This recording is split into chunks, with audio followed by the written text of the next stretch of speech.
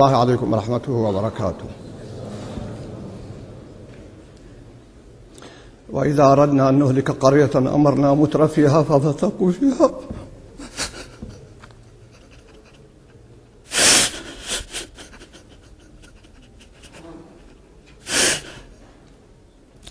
وإذا أردنا أن نهلك قرية أمرنا مترفيها ففسقوا فيها فحق عليها القول فدمرناها تدميرا.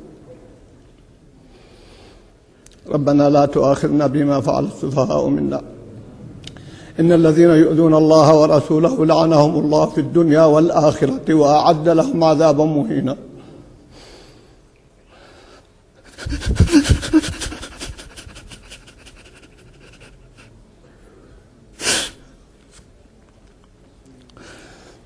اعذروني أيها الأخوة، لا أستطيع أن ألقي درس اليوم. كيف ألقي درس اليوم والله ورسوله يصبان علانية؟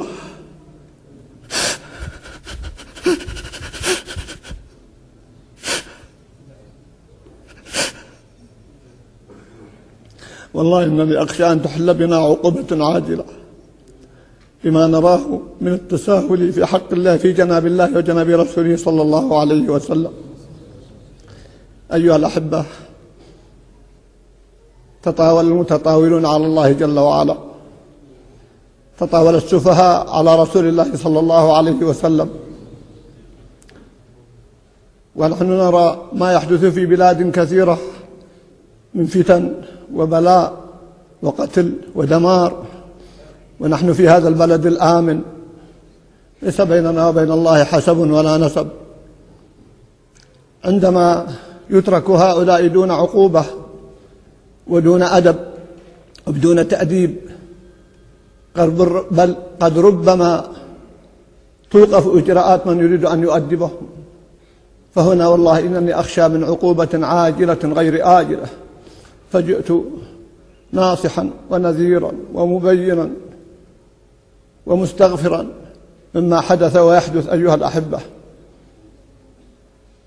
لعلكم اطلعتم على ما كتبه أحد هؤلاء الكتاب في مدونته واعترف بذلك، كيف يتكلم عن الله جل وعلا وعن رسوله صلى الله عليه وسلم. لأقرأ لكم بعض ما قال، وإلا فقد قال إفكا وإثما خطيرا. يقول عن الله جل وعلا: لا يستطيع الجزم أي به إلا شخص رآه أو كلمه أو حسه، يقصد عن الله جل وعلا، وحسه لو كان ليس ملزما لغيره. ويقول: صديقي صرخ في وجهي: أين الله عن كل هذا الظلم؟ قلت له: إنني فعلا لا أعرف. انظروا الاتهام لله جل وعلا. ثم يقول يخاطب ربه: لا أفهم لماذا تفعل كل هذا، ولا أصدق أنك فعلته أصلا، ولا أفهم لماذا لا تزال محتجبا في عليائك، لو كنت هناك فعلا فإنك غير مفهوم. هذا الكفر البواح أيها الأخوة. ثم يقول: فلسفة الأطفال الأخلاقية هي الأرقى. ومما قاله عن النبي صلى الله عليه وسلم: